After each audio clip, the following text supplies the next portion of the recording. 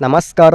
ಯಜಮಾನ ಧಾರಾವಾಹಿಯ ಇವತ್ತಿನ ಸಂಚಿಕೆಯ ಜೊತೆಗೆ ಮಂಗಳವಾರ ಅಂದರೆ ನಾಳೆಯ ಸಂಚಿಕೆಯ ಎಲ್ಲೂ ಸಿಗದ ಲೇಟೆಸ್ಟ್ ಅಪ್ಡೇಟ್ಸ್ ಈ ಒಂದು ವಿಡಿಯೋದಲ್ಲಿ ಇದೆ. ಹಾಗಾಗಿ ಯಾವುದೇ ಕಾರಣಕ್ಕೂ ಯಾರು ಕೂಡ ಮಿಸ್ ಮಾಡದೆ ಕೊನೆ ತನಕ ನೋಡಿ. ಇವತ್ತಿನ ಸಂಚಿಕೆಯನ್ನು ಫಾಸ್ಟಾಗಿ ನೋಡ್ತಾ ಹೋಗೋದಾದರೆ, ಮನೆಗೆ ಬಂದಂತಹ ರಾಘು ಝಾನ್ಸಿಗೆ ಇನ್ನೇನು ಪ್ರಜ್ಞೆ ಬರಲಿಕ್ಕೆ ಶುರುವಾಗಿದೆ.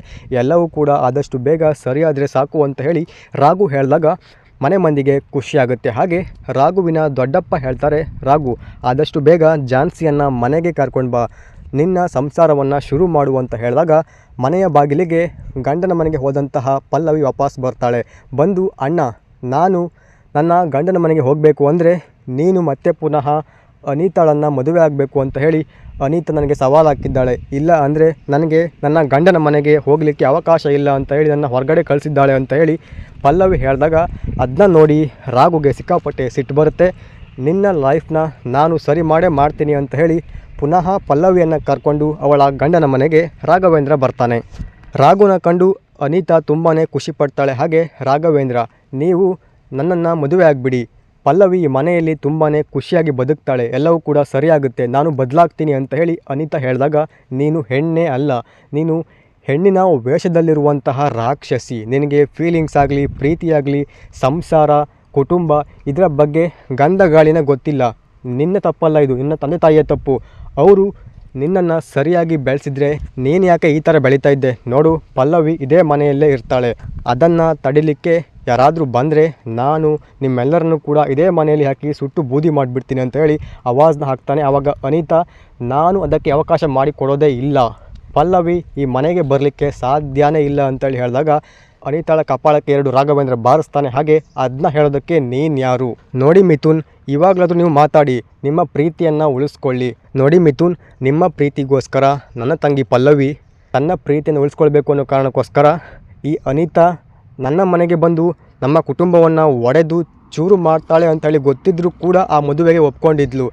ಅದರಲ್ಲಿ ಅರ್ಥ ಮಾಡ್ಕೊಳ್ಳಿ, ನನ್ನ ತಂಗಿ ನಿಮ್ಮನ್ನು ಎಷ್ಟೊಂದು ಪ್ರೀತಿಸ್ತಾಳೆ ಅಂತ ಹೇಳಿ. ಈ ಒಂದು ಪ್ರೀತಿಯನ್ನು ಕಳ್ಕೊಳ್ಬೇಡಿ, ಇವಾಗಲಾದರೂ ಬದಲಾಗಿ ಅಂತ ಹೇಳಿದಾಗ ಮಿಥುನ್, ಹೌದು ಬಾವ, ನಾನು ಇನ್ಮೇಲಾದರೂ ಬದಲಾಗ್ತೀನಿ, ನನ್ನ ಪ್ರೀತಿಯನ್ನು ಉಳಿಸ್ಕೊಳ್ತೀನಿ ಅಂತ ಹೇಳಿ ಮಾತು ಕೊಡ್ತಾನೆ. ಇನ್ನು ಅಲ್ಲಿಂದ ನೇರವಾಗಿ ರಾಘು ಹೊರಟೋಗ್ತಾನೆ. ಆ ಕಡೆ ಹಾಸ್ಪಿಟ್ಲಲ್ಲಿ ಝಾನ್ಸಿಗೆ BP ನಾರ್ಮಲ್ ಆಗುತ್ತೆ, ಹಾಗೆ ಪ್ರಜ್ಞೆ ಬರಲಿಕ್ಕೆ ಶುರುವಾಗುತ್ತೆ.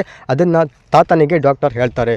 ತಾತ ತಡ ಮಾಡದೆ ರಾಘುಗೆ ಕಾಲ್ ಮಾಡಿಬಿಟ್ಟು, ರಾಘು ಎಲ್ಲಿದೆಯಪ್ಪ, ಝಾನ್ಸಿಗೆ BP ನಾರ್ಮಲ್ ಆಗಿದೆಯಂತೆ, ಇನ್ನೇನು ಸ್ವಲ್ಪ ಹೊತ್ತಲ್ಲೇ ಪ್ರಜ್ಞೆ ಬರುತ್ತೆ ಅಂತ ಹೇಳಿ ಡಾಕ್ಟರ್ ಹೇಳಿದ್ದಾರೆ. ನೀನು ಅವಳನ್ನ ಹಾಸ್ಪಿಟ್ಲಿಗೆ ಸೇರಿಸಿ ಅಡ್ಮಿಟ್ ಮಾಡಿದ್ದೀಯಲ್ವಾ, ಹಾಗಾಗಿ ಅವಳು ಫಸ್ಟು ನಿನ್ನೆ ನೋಡಬೇಕು, ಮಾತಾಡಿಸ್ಬೇಕು, ಹಾಗಾಗಿ ಬೇಗ ಬಾ ಅಂತ ಹೇಳಿದಾಗ ರಾಘುಗೆ ಖುಷಿಯಾಗಿಬಿಟ್ಟು ನೇರವಾಗಿ ಹಾಸ್ಪಿಟ್ಲ್ ಕಡೆಗೆ ತರುಣ್ ಕರ್ಕೊಂಡು ಬರ್ತಾನೆ. ಅಷ್ಟರಲ್ಲಿ ಡಾಕ್ಟರ್ ಬಂದುಬಿಟ್ಟು, ಪ್ರಜ್ಞೆ ಬಂದಿದೆ, ಹೋಗಿ ನೋಡ್ಬೋದು ಅಂತ ಹೇಳಿ ಡಾಕ್ಟರ್ ಹೇಳಿದಾಗ ತಾತ ಹೇಳ್ತಾರೆ, ರಾಘು ಹೋಗಿ ನೋಡು, ನೀನೇ ಫಸ್ಟ್ ನೋಡಬೇಕು ಅಂತ ಹೇಳಿ ರಾಘುನ ಕಳಿಸ್ಕೊಡ್ತಾರೆ. ತಾತ ಆವಾಗ ಅದನ್ನ ತುಳಸಿ ತಡೆದ್ಬಿಟ್ಟು, ರಾಘವೇಂದ್ರ, ನೀನು ಯಾಕೆ ಒಳಗಡೆ ಹೋಗ್ತಾ ಇದೆಯಾ, ನಿನಗೂ ಅವಳಿಗೂ ಸಂಬಂಧನೇ ಇಲ್ಲ, ನಿಮಗಿಬ್ಬರಿಗೂ ಕೂಡ ಡಿವೋರ್ಸ್ ಆಗಿದೆ, ಇನ್ಮೇಲೆ ನೀನು ಝಾನ್ಸಿ ಲೈಫಲ್ಲಿ ಎಂಟರ್ ಆಗಬಾರ್ದು, ಯು ಗಾಟ್ ಇಟ್ ಅಂತ ಹೇಳಿ ವಾರ್ನ್ ಮಾಡಿದಾಗ ರಾಘವೇಂದ್ರ ತುಳಸಿ ಮೇಲೂ ಕೂಡ ಕೂಗಾಡ್ತಾನೆ. ಅದನ್ನ ಕೇಳೋದಕ್ಕೆ ನೀವು ಯಾರ್ರೀ? ಅವಳು ನನ್ನ ಹೆಂಡತಿ, ನಾನು ಅವರ ಗಂಡ, ನಾನು ನೋಡಿದೆ ಇನ್ಯಾರು ನೋಡ್ತಾರೆ ಅಂತ ಹೇಳಿ ನೇರವಾಗಿ ಆವಾಜ್ ಹಾಕ್ಬಿಟ್ಟು ವಾರ್ಡ್ನ ಒಳಗಡೆ ಹೋಗ್ತಾನೆ. ಹೋದಂತಹ ರಾಘುವಿಗೆ ಶಾಕ್ ಆಗಿರುತ್ತೆ. ಅದೇನಾಗಿರ್ಬೋದು ಅಂದರೆ, ನಾಳೆಯ ಸಂಚಿಕೆಯಲ್ಲಿ ಯಾರು ಕೂಡ ಊಹಿಸಲಿಕ್ಕೆ ಆಗದೇ ಇರುವಂತಹ ಒಂದು ಟ್ವಿಸ್ಟ್. ಝಾನ್ಸಿಗೆ ರಾಘುನ ಕಂಡು ಶಾಕ್ ಆಗಿಬಿಡುತ್ತೆ. ಯಾರು ನೀನು ಅಂತ ಹೇಳಿ ಗದರಿಸ್ತಾಳೆ. ಅಂದರೆ ರಾಘವೇಂದ್ರ ಝಾನ್ಸಿ ಲೈಫಲ್ಲಿ ಬರೋಕ್ಕಿಂತ ಮುಂಚೆ ಇರುವಂತಹ ಮೆಮೊರಿ ಝಾನ್ಸಿಗೆ ಇರುತ್ತೆ, ರಾಘು ಬಂದ ನಂತರ ಇರುವಂತಹ ಮೆಮೊರಿ ಹೋಗಿರುತ್ತೆ. ಲೈಕ್ ಕೃಷ್ಣಂ ಪ್ರಣಯ ಸಖಿ ಸಿನಿಮಾದ ರೀತಿಯಲ್ಲಿ ಆಗಿರುತ್ತೆ. ಇದನ್ನು ಕೇಳಿಬಿಟ್ಟು ರಾಘುಗೆ ಆಕಾಶವೇ ತಲೆಯ ಮೇಲೆ ಬಿದ್ದ ಹಾಗೆ ಆಗುತ್ತೆ. ಇನ್ಮೇಲೆ ಝಾನ್ಸಿ ಹಳೆಯ ಝಾನ್ಸಿಯಾಗಿ ಬದಲಾಗ್ತಾಳೆ, ಮುಂಚೆ ಹೇಗಿದ್ಲೋ ಹಾಗೇ ಇರ್ತಾಳೆ.